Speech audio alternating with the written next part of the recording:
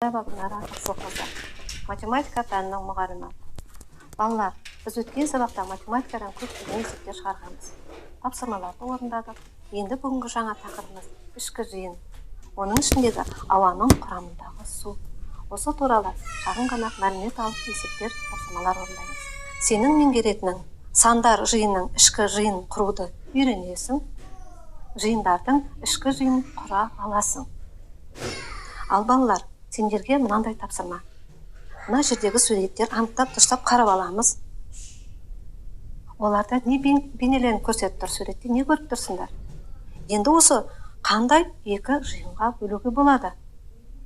Ойланамыз балалар. Суреттеріміздің барлығы таныс өзімізге.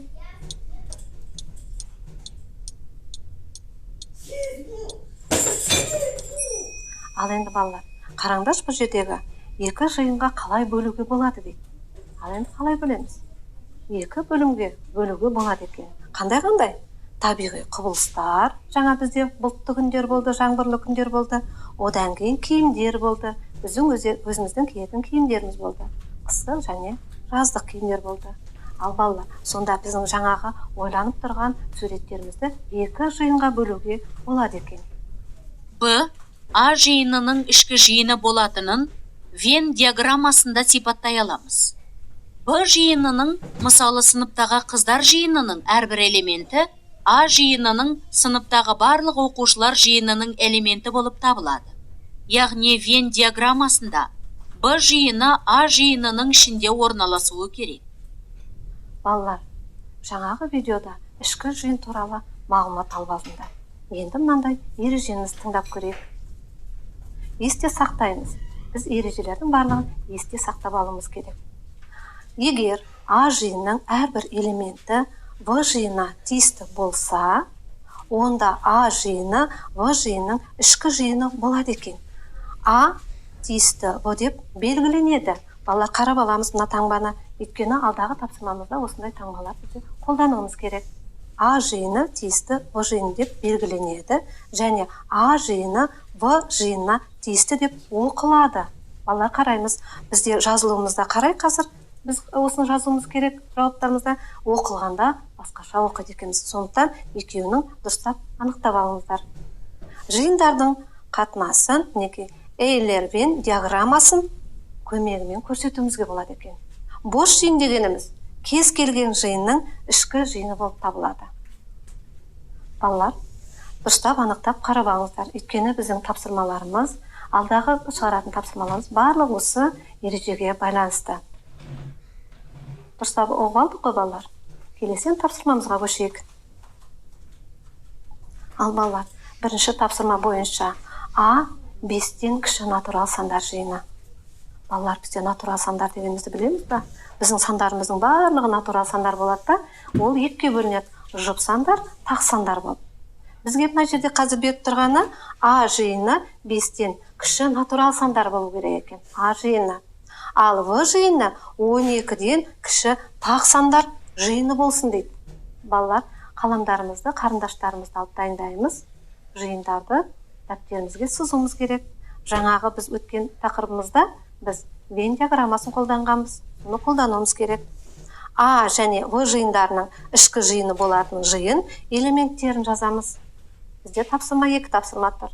Бізде Эйлер Вен диаграммасын сызуымыз керек. Екінші жиындардың ішіне А жиынның ішіне 5-тен кіші сандар жазуымыз керек. В жиынның ішіне 12-ден кіші тақ сандар жазуымыз керек. Ал балалар, жазамыз енді.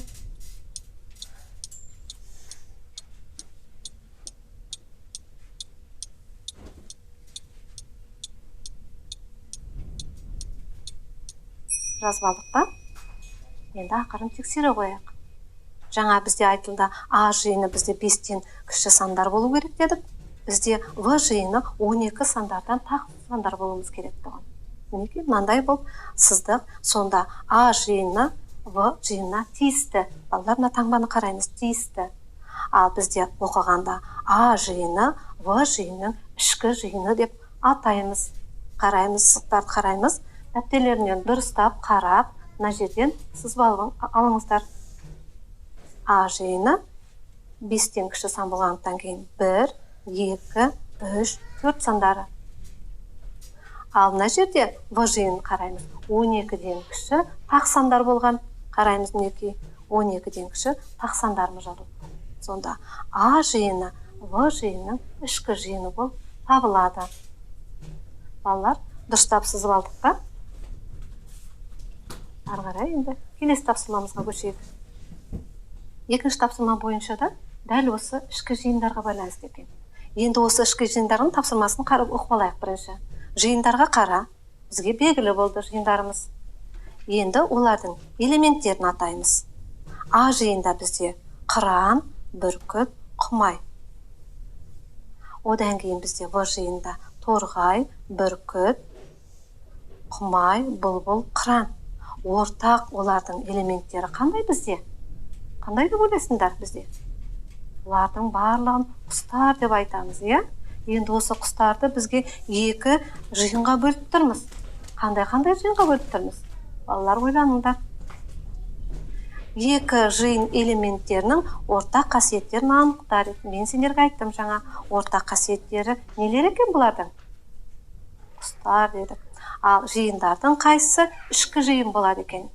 Енді осы берілген А жиыны мен В жиынын сіздер отырып, өздеріңіздер сызып, А жиыны В жиынның ішкі жиын екенін көрсетіңіздер. Дұрыстап сызып алдық па, балалар?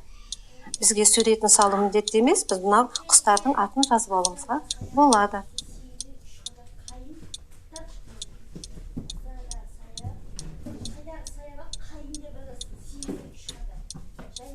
Ары қарай қараймыз, балалар. Болдық па, балалар? Мен ары қарай тексерейін сіздерді. Қараймыз. Жаңағы бізде айтылғандар негізгі элементтер құстар екен барлығы. Осыны екі топқа бөлдік. Бірінші А жиында қыран, бүркіт, құмай. Бұл қандай құстар еді, балалар? Білесіңдер ме? Бұл құстарымыз жыртқыш құстар екен. Ал бізде В жиынымызда тұрған құстарымыз жалпы құстар атау екен. Осыны біз екіге бөлдік. А жиыны В жиынына тиісті деп қойдық. Ал мына жерде А жиыны В жиынына тиісті, және де А жиыны В жиынның ішкі жиыны болып табылады.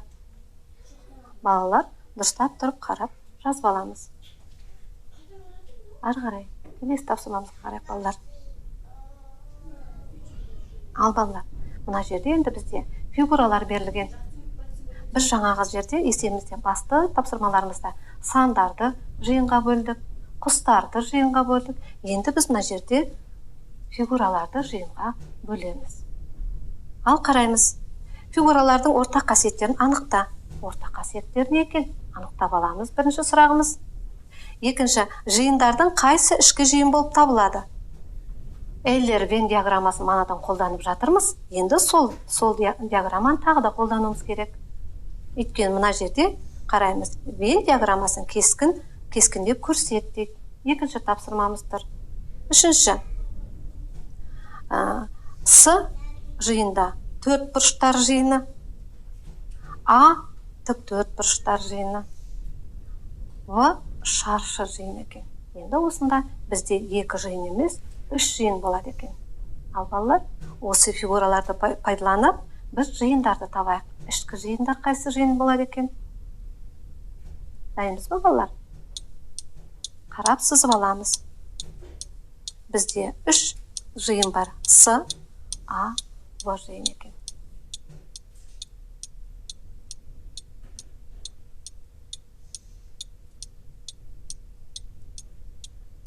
Ал енді тексерейік. Жаңағы бізде тұрған үш жиынымызды мінекей Эйлер Вен диаграммасына салдық. С жиында жалпы бізде бұрыштар, төрт бұрыштар. Бізде В жиында не болды? Шаршы болды. Бізде А жиында тік төрт бұрыш. Қараймыз. Біз сонда А, В мінекей қараймыз. А, В жиыны С жиынына тиісті. Сонда А, В жиыны С жиынның ішкі жиыны болып табылады. Келесі тапсырмамыз қараймыз, балалар. Балалар, біз өзіміз үйде болсын, мектепте болсын, суымызды үнемдеуіміз керек. судың да сұрауы бар деп бекер айтылмаған. Енді осы есептерімізді қарайық. Бізге суға байланысты есептеріміз. Егер шүмек дұрыс жабылмаса, тәулігіне 20 литр су ағып кетеді екен. Мектепте үнемдеуіміз керек мынандай шүмектен. Балалар мектепте 3 шүмекті дұрыс жаппай ұмытып кетсе, 1 тәулікте қанша литр су ағып кетеді? 2 тәулікте ше, 3 тәулікте қанша литр су ағып кетеді? Балалар, біз суды үнемдеуіміз керек. Мектепте жүргенде шүмектердің суын біз ағызып кетпеуіміз керек екен. Ол сонда 1 тәулікте, 2 тәулікте, 3 тәулікте тұратын, қазір есептеп алыңдар, қанша литр су ағып кетеді екен?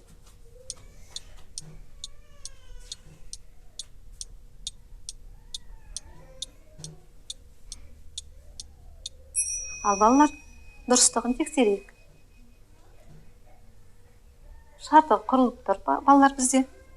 1 тәулікте 20 литр 3 шүмектің үстінен ағып кетеді екен. 2 тәулікте белгісіз, 3 тәулікте белгісіз. Ал балалар, шешуін қараймыз мына жерден. 20 литрді есептейміз 3 шүмекке 60 литр кетіп қалады екен балалар. Одан кейін біз 60 литрді көбейтеміз 2 тәулікке 120 литр. 60 литрді біз көбейтеміз 3 тәулікке 180 литр кетеді екен. Сонда балалар, біз мектептегі әрбір шүмектерді осылай ағызып кететін болса, қаншама литр суымыз ағып кетеді. Балалар сонда үйде болсын, мектепте болсын, шүмектердің аузын жауып жүруіміз керек екен. Қаншама литрді біз балаға ағызып жібереміз. Сондықтан қараймыз мінекей, 1 тәулікте 60 литр жауабын қараймыз. 2 тәулікте 120 литр, 3 тәулікте 180 литр су ағып кетеді екен. Балалар, бүйтіп суды ағызып кетуге болмайды балалар. Сондықтан біз суды үнемдеуіміз керек екен. Ал балалар, бүгінгі сабағымызда ішкі жиын туралы толық мағлұмат алдыңдар деп ойлаймын. Соған байланысты, ішкі жиынға байланысты есептеріміз жаңағы құраламыз деп ойлаймыз сіздердің. Бізден жаңағы суды үнемдейтін балалар екеніңді білеміз деп ойлаймын. Сондықтан балалар, бүгінгі сабағымыз осымен аяқталды. Сау болыңыздар.